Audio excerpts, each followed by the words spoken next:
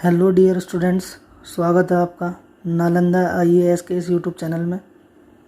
देखिए, लॉकडाउन को देखते हुए क्योंकि कोचिंग में क्लासेस बंद हैं इस टाइम पर ऑफलाइन, तो हमने ये निर्णय लिया है कि बच्चों की पढ़ाई ख़राब ना हो, इसलिए उनको क्या कर दिया जाए, घर बैठे ही ऑनलाइन तैयारी कराई जाए।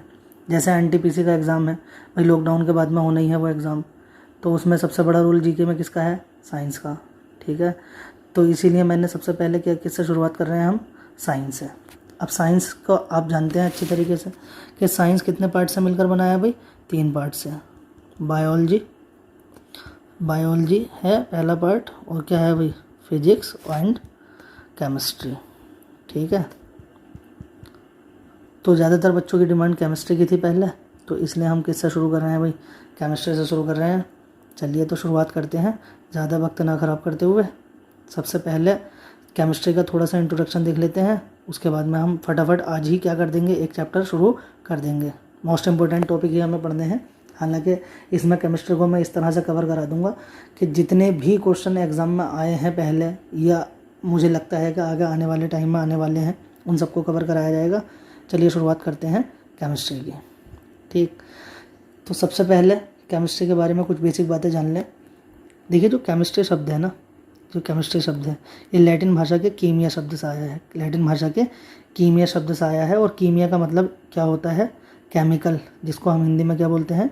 रसायन या फिर यौगिक। यानी कि रसायन या यौगिकों का अध्ययन ही क्या कहलाता है?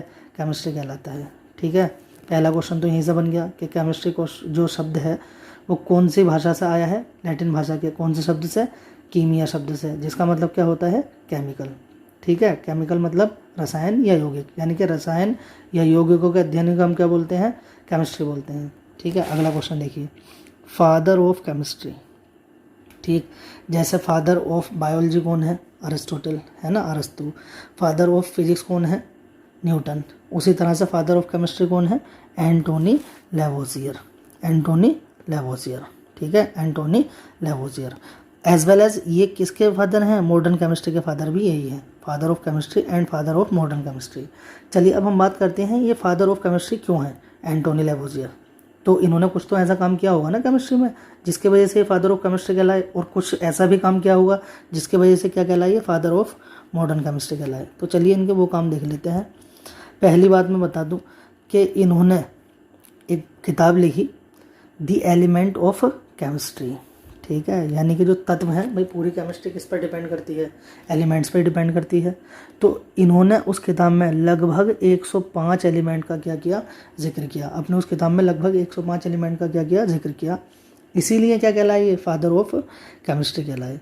अगली बात, जो हाइड्रोजन है, हाइड्रोजन की खोज हालांकि किसने कर दी थी? हाइड्रोजन की खोज तो किसने कर दी थी? कैवेंडिश ने कर दी थी। किसने कर दी थी? कैवेंडिश ने। लेकिन क्या कर पाए थे? उन्होंने इसको कोई नाम नहीं दिया था। इस परमाणु को इन्होंने बता दिया था कि हाँ भाई ऐसे ऐसे एक एटम है, उसके न्यूक्लियस में न्यूट्रॉन, प्रोटॉन, इलेक्ट्रॉन जो भी है। बहरहाल जब हम हाइड्रोजन पढ़ेंगे सारी बातें करेंगे।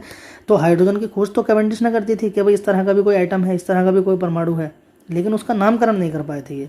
तो हाइड्रोजन एलिमेंट का जो नामकरण किया था वो किसने किया था? एंटोनी लेवोसियर ने।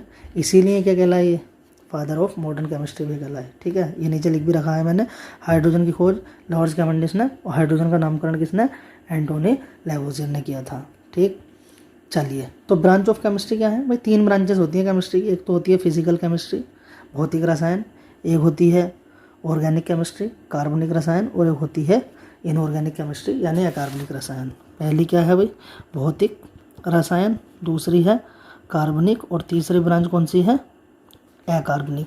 अब हमारे जो वनडे एग्जाम के लिए मोस्ट इंपॉर्टेंट ब्रांच है केमिस्ट्री की, वो है फिजिकल केमिस्ट्री। ठीक है, इसी पर हम ज़्यादा जोर देंगे, इसी से ज़्यादा क्वेश्चन भी बनते हैं, इससे और इससे कम क्वेश्चन बनते हैं, लेकिन पढ़ेंगे जितने भी क्वेश्चन बनते हैं। ठीक है, चलिए तो अब हम फिजिकल केमिस्ट्री की शुरुआत करते हैं, और हम अपना पहला चैप्टर शुरू करते हैं। ठीक है, और हमारा पहला चैप्टर है एसिड, बेस एंड सोल्ट। ज़बरदस्त चैप्टर है, मैंने इसको शुरू में इसीलिए लिया है क्योंकि मोस्ट इंपॉर्टेंट चैप्टर है। ठीक है, बनते ही बनते हैं यहाँ से क्वेश्चन। चलिए तो शुरू करते हैं।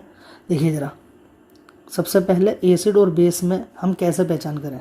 मान लीजिए मैं आपके हाथ में कोई सोल्यूशन दे दूं, कोई पानी की तरह सोल्यूशन मैंने आपके हाथ में दे दिया, तो आप कैसे बताओगे कि ये एसिड है या फिर ये बेस है, ये अम्ल है या क्षार है। सबसे पहला तरीका और बहुत पुराना तरीका क्या है, उसको टेस्ट करके देखोगे, चेक कर देखोगे। अगर वो खट्टा है तो 100% क्या होगा, एसिड होगा। और अगर वो कड़वा है या फिर क्या है, कसैला यानी कि बक्सा, ठीक है, तो वो क्या होगा, क्षार होगा। दूसरी पहचान बता देता हूँ। दूसरी पहचान क्या है, अब हर किसी को चक्कर तो नहीं देख सकते ना, अगर ज़्यादा हाई एसिड हुआ तो आपकी जीभ जल जाएगी, है ना, और अंदर चला गया तो फिर मरने का भी खतरा है, ठीक है, डेथ होने का खतरा है। तो दूसरा जो तरीका है कि भाई इसकी जो एक्वस रिएक्शन होती है, जो इनकी जलीय अभिक्रिया होती है एसिड की, उसमें हम क्या, जैसे ही हम पानी में अगर हम किसी एसिड को मिलाएंगे तो हाइड्रोजन आयन अपने अंदर से क्या कर देगा, वो अलग कर देगा, ठीक है। अगर हम क्षार को किसी पानी में डालेंगे तो वो अपने अंदर से क्या, हाइड्रोक्सिल आयन यानी कि OH- आयन क्या कर देता है, रिलीज कर देता है। ये आयन पॉजिटिव और नेगेटिव, ये सब हम आयन वाले चैप्टर में पढ़ेंगे, उसकी टेंशन आप मत लीजिएगा, ठीक है। जैसे एक रिएक्शन है कि HCl की अगर एक्वस रिएक्शन कर दें तो हाइड्रोजन आयन H+ आयन अलग और Cl- आयन अलग हो जाता है। इसी तरह से NOH में देखिए क्या बाहर हुआ, हाइड्रोक्सिल आयन, और HCl के जब पानी में मिलाया तो क्या बाहर हुआ था, H+ आयन, ठीक है। तो ये इसकी दूसरी पहचान है। चलिए अब इसकी तीसरी पहचान देख लेते हैं। बात आती है लिटमस पेपर की। प्रयोगशाला में अगर आप कभी केमिस्ट्री गए होंगे तो आपने एक पेपर देखा होगा, लिटमस पेपर, ठीक है। तो लिटमस पेपर पर जब हम किसी एसिड को डालते हैं तो नीला लिटमस पेपर किस रंग का हो जाता है, लाल हो जाता है। देखिए उसका ऐसे भी याद रख सकते हैं कि जो खतरे वाला रंग है वो कौन सा होता है, लाल। अब एसिड और बेस में हमें खतरा किससे है, भाई एसिड से, ठीक है, ज़्यादा खतरा तो उसी से है ना। तो अगर हम एसिड को डालेंगे तो पेपर कैसा होगा, लाल, कैसे रंग का, ब्लू वाला। और अगर हम रेड वाले पेपर पर क्या डाल देंगे, लिटमस पेपर पर अगर हम कोई बेस डालेंगे तो वो कैसा हो जाएगा, ब्लू। देखिए एक बात और बताता चलूँ कि एसिड और बेस दोनों एक दूसरे के क्या होते हैं, अपोजिट होते हैं, दोनों एक दूसरे के जानी दुश्मन है, ठीक है। अगर कोई काम एसिड करेगा तो बेस उससे उल्टा ही काम करेगा। जैसा अगर एसिड से अगर कहीं हम जल जाते हैं तो उस पर बेस लगा देते हैं, ठीक है। मालूम है क्यों, क्योंकि एसिड और बेस आपस में क्रिया करके क्या बनाते हैं, पानी बनाते हैं और सॉल्ट अलग कर देते हैं। उसके बारे में भी हम देखेंगे, सॉल्ट भी पढ़ेंगे हम इसमें, ठीक। चलिए अब बात आती है लिटमस पेपर की। हालांकि बायोलॉजी में भी इसको पढ़ेंगे। देखिए लिटमस पेपर से कई सारे क्वेश्चन बन जाते हैं एग्जाम में, ठीक। तो लिटमस पेपर क्या है, एक पौधा पढ़ा होगा आपने, लाइकेन, लीचेन बोलते हैं इंग्लिश में और हिंदी में इसको बोलते हैं लाइकेन। तो भैया एक पौधा है लाइकेन, उससे क्या बनता है, लिटमस पेपर बनता है। अब किस तरह से बनता है, सबसे पहले मैं बता दूं, लाइकेन जो है ना, शैवाल और कवक, एल्गी और फंजाई, इन दोनों का क्या है, एक हाइब्रिड रूप है ना, इन दोनों से मिलकर बनता है। जबकि ये दोनों ही बिल्कुल अलग अलग है। शैवाल प्लांट किंगडम में है और फंजाई का एक बिल्कुल अलग किंगडम है। 5 जगत किंगडम आप पढ़ोगे बायोलॉजी में, ठीक है। ये दोनों आपस में क्या होते हैं, सिम्बायोटिक रिलेशनशिप रखते हैं, यानी कि सहजीवी संबंध रखते हैं। और इनके सहजीवी संबंध से एक पौधा पैदा होता है जिसको हम क्या बोलते हैं, लाइकेन बोलते हैं, ठीक है। ये इंपॉर्टेंट क्वेश्चन था। लाइकेन जो पौधा होता है उसी की पत्तियों को सुखाकर एक इंडिकेटर, यानी कि एक इंडिकेटर मतलब सूचक, एक सूचक बनाया जाता है, एक सूचक बनाया जाता है, या डाई कह सकते हैं, बनाया जाता है, जिसे हम क्या बोलते हैं, लिटमस पेपर बोलते हैं, जिसे हम क्या बोलते हैं, लिटमस पेपर बोलते हैं।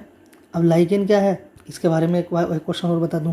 देखिए लाइकेन जो है ना, ये कई बार क्वेश्चन पूछा गया है कि लाइकेन किस तरह के प्रदूषण का सूचक है। तो ये एयर पोल्यूशन यानी कि वायु प्रदूषण का सूचक है, वायु प्रदूषण का। देखिए वायु प्रदूषण में जो सबसे ज़्यादा प्रभावित करने वाली गैस है वो कौन सी है, सल्फर डाइऑक्साइड। जहाँ पर सल्फर डाइऑक्साइड की मात्रा 0% होगी, लाइकेन केवल और केवल वहीं पर उगेंगे। अगर सल्फर डाइऑक्साइड की मात्रा 1% भी है एयर में तो वहाँ पर लाइकेन कभी भी नहीं उगेंगे। तो सबसे पहले जब भी हम वायु प्रदूषण की जांच करते हैं कहीं पर, सबसे पहले ये देखा जाता है कि वहाँ पर लाइकेन है या नहीं है। अगर लाइकेन है तो इसका मतलब सल्फर डाइऑक्साइड वहाँ की एयर में नहीं है, तो हमें चेक करने की ज़रूरत ही नहीं है वहाँ का वायु प्रदूषण, क्योंकि वहाँ की वायु क्या होगी, 100% शुद्ध होगी। एक बात और है कि भाई लाइकेन से ना मिर्गी, जिस दौरे होते हैं ना मिर्गी के दौरों की फिट्स मेडिसिन यानी कि दवाई भी बनाई जाती है। किससे, लाइकेन पौधों की, किससे, पत्तियों से एक लिक्विड निकलता है, उससे किसकी दवाई बनाई जाती है, मिर्गी के दौरों की। चलिए अब हम क्या पढ़ रहे थे कि किस तरह से हम पहचाने एसिड और बेस को। तो मैंने 3 तरीके बता दिए थे। चौथा तरीका क्या है कि भाई कुछ इंडिकेटर डाई होती हैं, कुछ सूचक डाई होती हैं, उनसे भी हम एसिड और बेस को पहचान सकते हैं। जैसे एक इंडिकेटर है मैथिल ऑरेंज। मैथिल ऑरेंज, इसका जो सही मायनों में अपना कलर होता है वो लाइट ऑरेंज होता है, हल्का नारंगी होता है। लेकिन अगर हम उस सॉल्यूशन में कोई एसिड डाल दें तो ये जो मेथिल ऑरेंज है किस तरह का हो जाएगा, रेड कलर का हो जाएगा। और रेड कलर के होते ही हम देख लेंगे, हम समझ लेंगे कि भाई जो हमने इसके अंदर डाला है वो क्या है, वो एसिड है, वो अम्ल है। और अगर हमने उसके अंदर बेस डाल दिया तो वो कैसा हो जाएगा, पीला। भाई कोई भी अगर हमारे पास सॉल्यूशन है उसको हम मेथिल ऑरेंज में मिलाएं और मेथिल ऑरेंज का रंग हो जाए लाल, तो इसका मतलब हमने क्या मिलाया है, हमने मिलाया है एसिड। और अगर मेथिल ऑरेंज का रंग हो जाए कैसा, पीला, तो क्या हो जाएगा वो, बेस। इसका मतलब क्या मिलाया हमने, बेस। दूसरी बात, दूसरा एक हमारे सामने आता है इंडिकेटर फिनोफ्थलीन। फिनोफ्थलीन का अपना कोई कलर नहीं होता, अगर इसमें एसिड मिलाया तो कोई कलर नहीं बनता, मतलब नो चेंज, जैसा वो है वैसे ही रहेगा, ठीक है। लेकिन अगर बेस मिलाया तो ये फिनोफ्थलीन किस कलर का हो जाएगा, गुलाबी। यानी कि कोई कलर नहीं था, लेकिन जैसे ही गुलाबी हुआ हमने समझ लिया कि हमने जो इसके अंदर चीज़ मिलाई है वो क्या है, वो कोई बेस है, वो कोई क्षार है। तीसरा एक इंडिकेटर सबके घरों में पाया जाता है, क्या, हल्दी, टर्मरिक, ठीक है। कैसे कलर की होती है, पीली, सबको पता होगा। अगर हमने हल्दी पर कोई एसिड डाल दिया तो नो चेंज, कोई चेंज नहीं होता, पीले ही रंग की रहती है। लेकिन अगर हमने कोई बेस लगा दिया तो क्या हो जाती है, रेड। देखा होगा आपने, आपके कपड़े पर अगर कभी कोई खाना आप खा रहे हो और उसका हल्दी का धब्बा लग जाता है, ठीक है, तो जब आपकी मम्मी धोती है ना तो वो हल्दी का धब्बा सबसे पहले क्या होता है, लाल होता है, क्योंकि धोने के काम में क्या आता है, NaOH। NaOH क्या है, एक बेस है, और बेस जब किससे मिलेगा, हल्दी से, तो कैसा रंग देगा, लाल रंग देगा। चलिए आगे चलते हैं। एक पांचवा तरीका है एसिड और बेस को पहचानने का, और ये बड़ा ज़बरदस्त तरीका है, कौन सा, pH स्केल। pH की फुल फॉर्म क्या होती है, पावर ऑफ हाइड्रोजन या फिर पोटेंशियल ऑफ हाइड्रोजन आयन।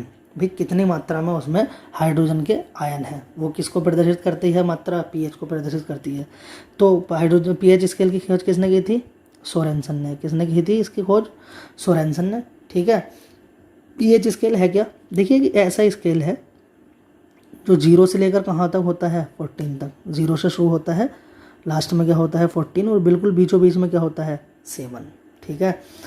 7 से बाईं तरफ और 7 से दाईं तरफ, 7 से बाईं तरफ जितनी भी वैल्यूज़ आएंगी, मतलब 6.9, 6.8 है ना, अगर पीछे हम चलेंगे तो वो जितनी भी वैल्यू आएंगी वो किसके आएंगी, अगर किसी सॉल्यूशन की वैल्यू 7 से कम आती है pH वैल्यू, ठीक है, तो वो सॉल्यूशन 100% क्या होगा, अम्लीय होगा। और अगर 7 से ज़्यादा आती है तो वो क्या होगा, वो क्षारीय होगा। एक बात और बताता चलूँ, जैसे जैसे हम इधर जाएंगे अम्लीयता विलयन की क्या होती रहेगी, बढ़ती रहेगी। यानी कि 6.9 वाले की क्या होगी, अम्लीयता कम होगी, तो 5.9 वाले की क्या होगी, ज़्यादा होगी, और 0 वाले की अम्लीयता क्या होगी, सबसे ज़्यादा होगी।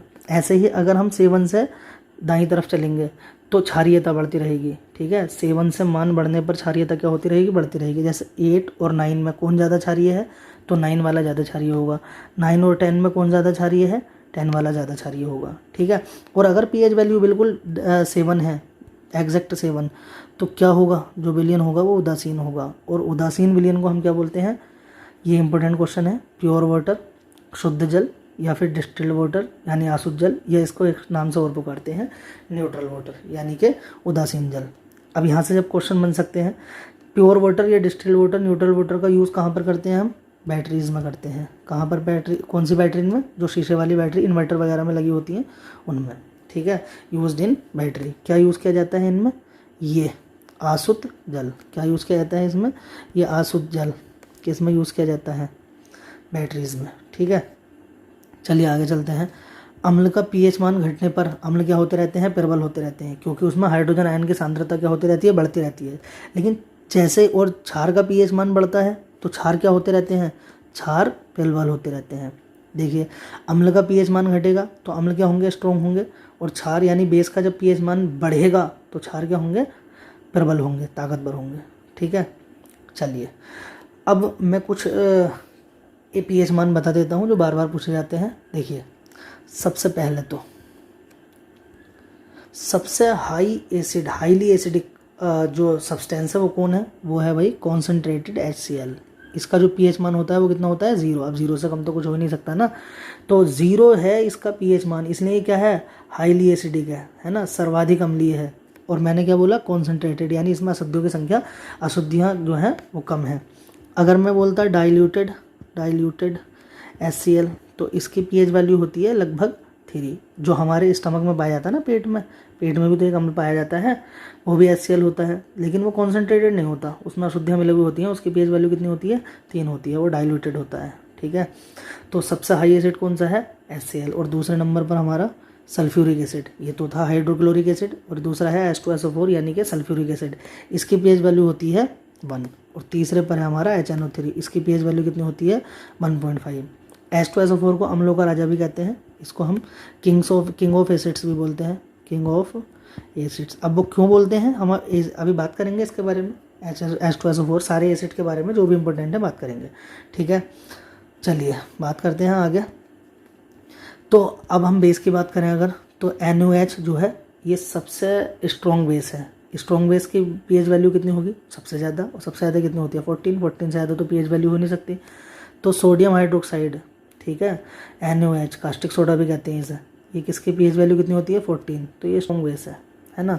इसके बाद है KOH पोटेशियम हाइड्रोक्साइड, इसकी pH वैल्यू होती है 12.5, इसे कास्टिक पोटास भी कहते हैं। और तीसरे नंबर पर हमारा MgOH का होल ट्वाइस यानी कि मैग्नीशियम हाइड्रोक्साइड, इसको ना मिल्क ऑफ मैग्नीशिया भी कहते हैं।